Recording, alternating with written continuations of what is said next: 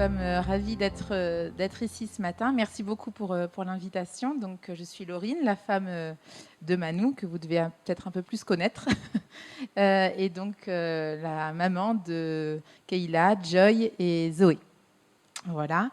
Alors, pour raconter brièvement mon témoignage, moi, je suis née dans une famille chrétienne. Mes parents sont chrétiens.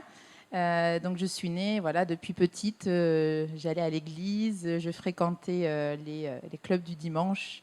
Et donc, j'ai grandi comme ça, en fait, en allant donc, à l'église tous les dimanches, à du coup me faire des amis dans l'église et à grandir. Dès mon plus jeune âge, j'ai commencé à prier, à parler au Seigneur. Ma maman m'avait appris qu'il fallait, si j'avais besoin, de lui parler tout simplement, comme à un ami, comme à un papa.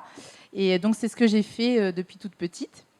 Et j'ai grandi. Et au fil des années, arrive aussi l'âge vers 14, 15 ans, 16 ans, on se pose des questions. Oui, mais voilà, t'es enfant de parents chrétiens, mais en fait, j'ai réalisé que c'était pas parce que j'étais enfant de parents chrétiens que j'étais chrétienne, que c'était aussi à moi de le choisir, de faire un choix, et que ça m'appartenait. Et donc, il manquait quelque chose. Je me disais, oui, d'accord, tu veux être chrétienne, mais il me manquait quelque chose. J'avais un petit quelque chose qui manquait, notamment de vouloir vraiment ressentir l'amour que Dieu avait pour moi. J'avais besoin vraiment de vivre une expérience à ce niveau-là.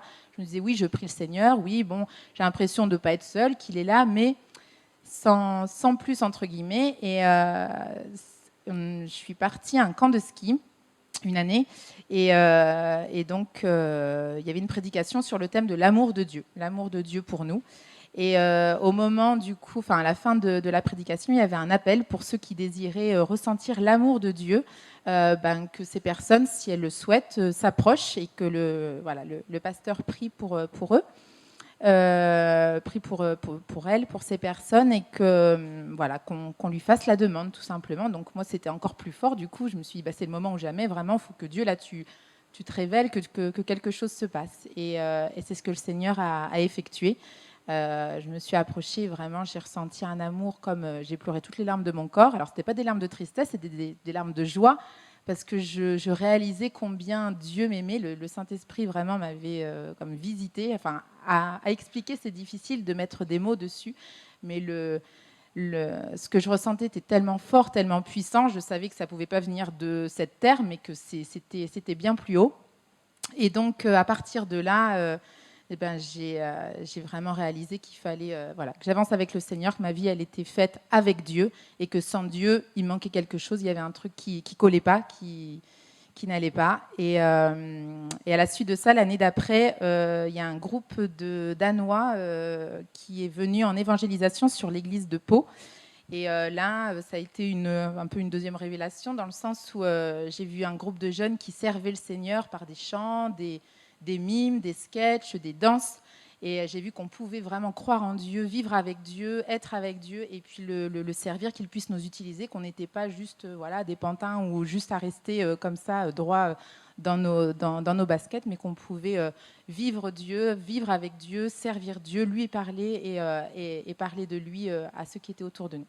Et à partir de là, du coup, d'ailleurs, je me suis engagée, j'aimais beaucoup la danse, donc je me suis du coup lancée dans la danse moderne, jazz et hip-hop pendant quelques années.